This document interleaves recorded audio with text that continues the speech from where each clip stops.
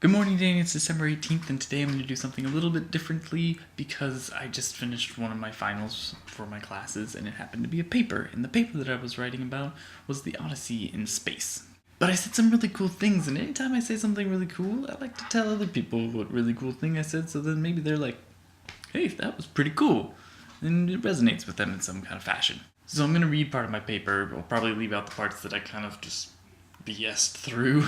The stars have forever fascinated humans. From the earliest days, our species gazed up with wonderment and curiosity at the seemingly divine objects in the heavens. These glowing balls of incandescent light became part of our mythos, being drawn and connected to support the mythology of our past. Even in 2013, they continue to bewilder us despite our best efforts to excavate the truth from their hallowed depths. Several movies place their plots within fictional realms of space realities, from the galaxies far, far away to those that take place on space stations on orbit. These stories represent our own mythos being explored in the stars above our heads. They perplex and inspire us to reach for the stars. I have to call Doko because he knows how to say this. Hello. Hey, Doko. So I have a pronunciation question for you. Okay. You know that Latin phrase that means through hardships to the stars? No? You've never heard it before? It is per aspera ad astra? I don't know how to pronounce it though. Let me Google. I mean, I think if you pronounce it per aspera ad astra, I think that's fine. Per aspera ad. You say it so much cooler than I do. If you want, I think technically if you wanted to be completely accurate, it's probably something like per aspera ad astra. But What?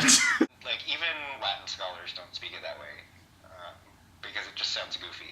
If you're ever thinking about Latin pronunciation, it's the closest language is Italian in terms of pronunciation. So yeah. I definitely don't know Italian. If you think about how an Italian might sound, if like even like a racist movie version, it'll probably actually be closer.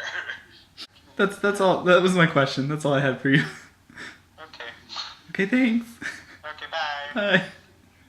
Anyway, that means through hardships to the stars. It is the final frontier of a world that we feel we've thoroughly conquered and explored. It is for these reasons that a space rendition of Homer's The Odyssey could be a successful film. I feel as though keeping the cosmic adaptation more faithful to the original story, which has entertained and remained relevant to audiences for millennia, is essential and crucial to its success as a film. To deviate from the original story or to devolve the complex story of adventure, exploration, and survival into explosions and intricate computer-animated effects is to do the original story a disservice. The Odyssey shows us what it means to be human at its core, to have a sense of home, and to struggle to return to it through great adversities. Even more than that, it shows the humanity involved in exploration, something that each human has an intimate knowledge of. That's why I wanted to talk about it, because I feel like one of the greatest things, and Chris Hadfield said this in the same book, which you should really read because it's a fantastic book, and it has a lot of good quotes, but he said that humans are just destined to explore. We've done it throughout our entire lifespan, and it's something that we're destined to do. Curiosity killed the cat, but it drove humans to propel themselves forward to the top of the food chain. I hope for one that our curiosity never ever ever dies. Danny, I will see you tomorrow.